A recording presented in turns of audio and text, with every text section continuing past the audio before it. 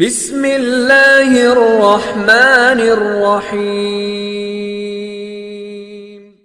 قربان جاؤں صحابہ کی عظمت اور شان پر سنیے سیدنا صدیق اکبر رضی اللہ تعالیٰ عنہ جب بیٹا عبد الرحمن آپ کے پاس بیٹھا تھا اور باتیں کر رہا تھا اور کہتا ہے ابا جان جانتے ہیں بدر والے دن آپ میری تلوار کی زد میں آ گئے تھے، میں نے آپ کو باپ ہونے کی وجہ سے چھوڑ دیا تھا کہ میرے والد میں کو نہیں مارتا، ابا جان میں نے آپ کو چھوڑ دیا تھا۔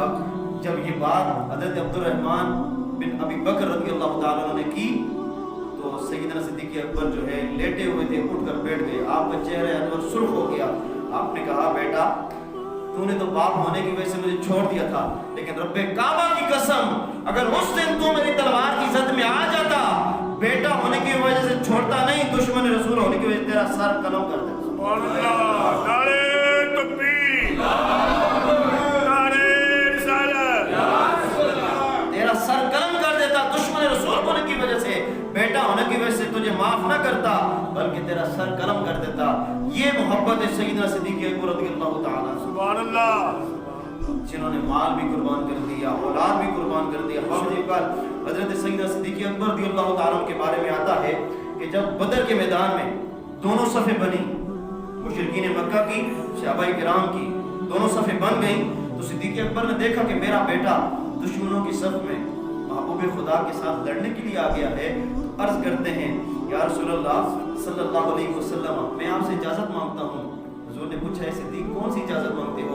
عرض کرتے ہیں یا رسول اللہ ابھی جنگ شروع نہیں ہوئی، ابھی ایک ایک پہلوان آئے گا، پھر دو دو آئیں گے، پھر تین تین آئیں گے، پھر جو ہے 10 بدس سارے قافلے ہو جائیں گے، اس کے بعد جنگ چھڑ جائے گی۔ یا رسول اللہ میں اس سے پہلے آپ سے اجازت مانگتا ہوں، مجھے اجازت دیجئے جنگ شروع ہونے سے پہلے ہی جا کر اپنے بیٹے کا سر قلم کر دو۔ مجھے آپ اجازت دیجئے جنگ سے پہلے اپنے بیٹے کو جو ہے اس کی گردن اڑا دوں کہ وہ میرے محبوب کے مقابلے میں آ گیا ہے اور رسول خدا کے مقابلے میں آ گیا ہے، مجھے اجازت دیجئے۔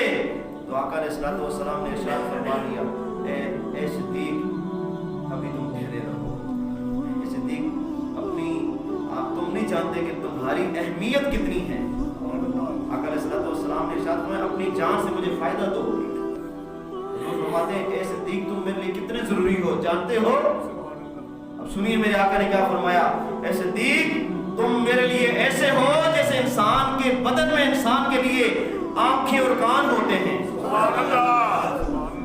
آنکھیں اور کان انسان کے لیے کتنے ضروری ہے؟ آنکھ نہ ہو بندہ بیکار ہے، اور اوپر سے کان بھی نہ ہو تو بالکل بیکار ہے بندہ۔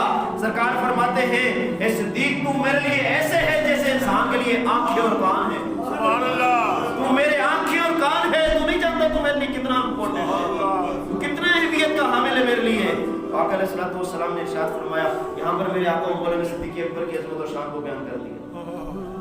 جتنی اہمیت انسان کے بدن میں آنکھوں کی ہے، جتنی اہمیت انسان کے بدن میں کانوں کی ہے، اے صدیق تو میرے لیے ایسے ہے۔ سبحان اللہ، جب جنگ چھڑی بیٹے کے مقابلے میں باپ آیا، بابا جی کا اس وقت سیدنا صدیق اکبر رضی اللہ تعالیٰ عنہ نے فرمایا بیٹا تو نے تو مجھے چھوڑ دیا تھا، لیکن کاش تو میری تلوار کی زد میں آ جاتا تو میں تجھے چھوڑتا نہیں بلکہ میں تجھے دشمن رسول سمجھ کر تیرا سر قلم کر دیتا۔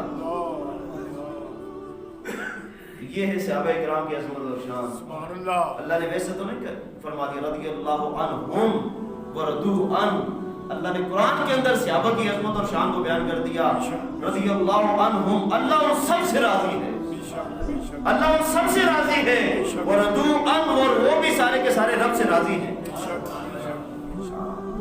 سارے صحابہ ہدایت کے روشن ستارے ہیں۔ میرے آقا فرماتے ہیں میرے سارے صحابہ ہدایت کے روشن ستارے ہیں، جس کی بھی اتباع کرو گے تم کامیاب ہو جاؤ۔ سبحان اللہ، یہ صحابہ کی عظمت اور شان اللہ نے قرآن کے اندر بیان کی ہے۔